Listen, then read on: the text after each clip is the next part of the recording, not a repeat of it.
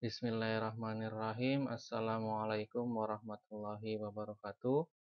Alhamdulillah kita masih bisa berjumpa lagi. Pada video kesempatan kali ini kita masih akan tetap membahas tentang persamaan kuadrat.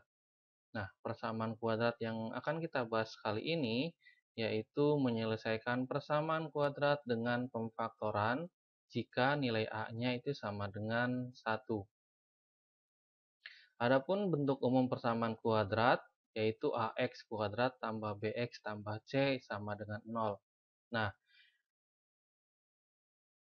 pemfaktoran persamaan kuadrat ini ada beberapa model. Yang pertama, kalau nilai C-nya positif. Di sini ada dua kemungkinan kalau nilai C-nya positif, B-nya bisa positif ataupun juga bisa negatif. Kalau C-nya positif, nanti di sini hasil pemfaktorannya akan bertanda sama. Tinggal dilihat dari nilai B-nya. Kalau B-nya positif, maka pemfaktorannya juga positif. Tapi kalau B-nya negatif, pemfaktorannya juga akan menjadi negatif. Sini ada dua kemungkinan, yaitu yang pertama X tambah X1 sama dengan 0 atau X tambah X2 sama dengan 0.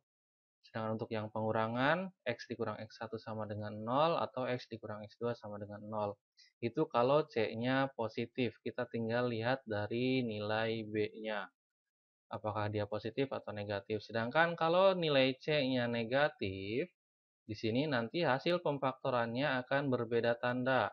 Yang satu positif, yang satu negatif, atau bisa dibalik juga, yang satu negatif, yang satu positif. Ya, maka akan diperoleh di sini X plus X1 itu sama dengan 0 atau X dikurang X2 itu sama dengan 0. Untuk lebih jelasnya kita masuk ke contoh soal. Yang pertama di sini ada X kuadrat ditambah 5X ditambah 6. Nah, bagaimana cara memfaktorkannya? Nah, untuk mencari X1 dengan X2-nya, kita faktorkan dulu di sini nilai C-nya. Karena di sini C-nya positif 6, berarti nanti tandanya akan sama.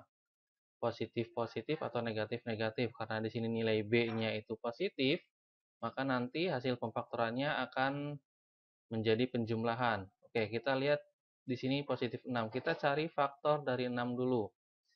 6 di sini ada beberapa kemungkinan. Yang pertama 1 dikali 6 atau 2 dikali 3. Nah, perhatikan di sini kalau nilai C-nya positif, berarti kita mencari jumlah dari faktor 6 yang hasilnya sama dengan 5. Di sini 1 ditambah 6 itu sama dengan 7.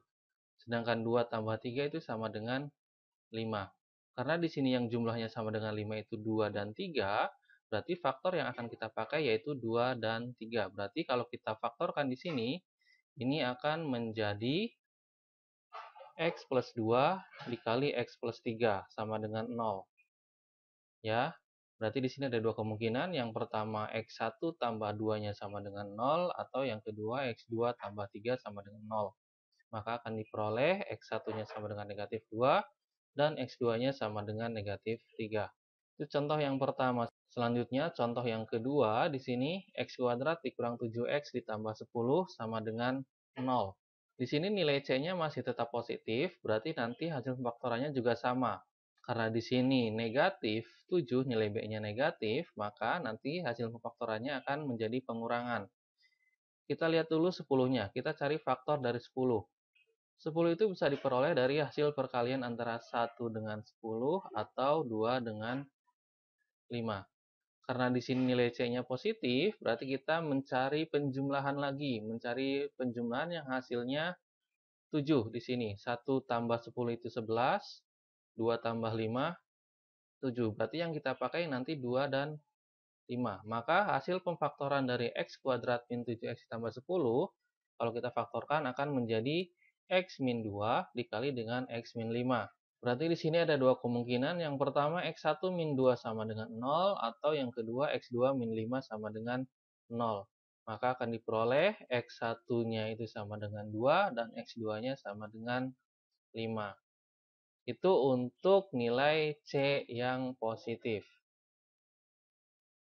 Selanjutnya contoh yang ketiga. Di sini ada X kuadrat tambah 5X dikurang 6.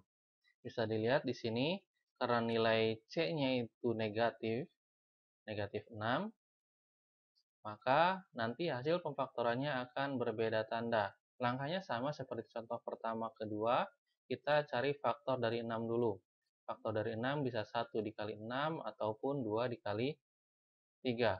Nah, karena di sini nilai C-nya negatif, maka kita akan mencari selisih dari faktor dari 6 ini yang hasilnya sama dengan positif 5.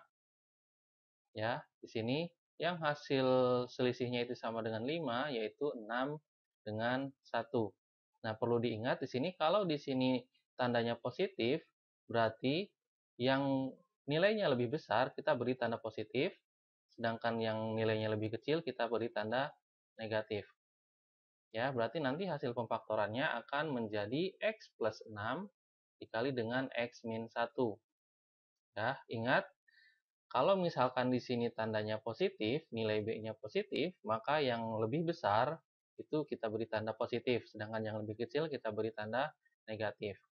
Hasilnya di sini X tambah 6 dikali X dikurang 1, maka akan diperoleh X1-nya sama dengan negatif 6 dan X2-nya sama dengan 1. Selanjutnya, contoh yang keempat, di sini ada X kuadrat dikurang 4X dikurang 12 sama dengan 0. Nilai C-nya masih sama negatif di sini, berarti nanti hasil pemfaktorannya akan berbeda tanda. Oke, terlebih dahulu kita cari faktor dari 12 dulu. Faktor dari 12 bisa 1 dikali 12, 2 dikali 6, atau 3 dikali 4. Nah, karena di sini C-nya negatif, berarti kita cari yang selisihnya sama dengan 4. Di sini 1 dengan 12 selisihnya 11, 2 dengan 6 selisihnya 4, 3 dengan 4 selisihnya 1. Maka yang kita pakai nanti di sini 2 dengan 6. Nah, karena di sini nilai B-nya negatif, berarti angka yang lebih besar kita beri tanda negatif, sedangkan angka yang lebih kecil kita beri tanda positif. Maka hasil pemfaktorannya akan menjadi X tambah 2 dikali X dikurang 6 sama dengan 0.